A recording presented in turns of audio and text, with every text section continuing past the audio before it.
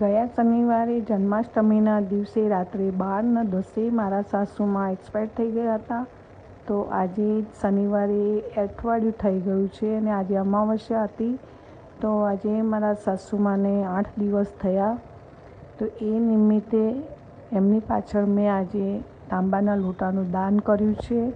અમાવસ્યા હતી અને મારા સાસુમાં સારા એવા દિવસે ભગવાનના ઘરે ધામમાં ગયા. જન્માષ્ટમીના દિવસે જ રાત્રે 12 વાગે 12:10 તો એમને ભગવાન એમના ચરણોમાં સ્થાન આપે અને સારી જગ્યાએ એમને અવતાર આપે. અને તમે બધા પણ મારા સાસુમા માટે પ્રાર્થના કરજો કે એમને ભગવાન એમના આત્માને શાંતિ આપે અને આ દાન સ્વીકાર કરજો. જય શ્રી કૃષ્ણ.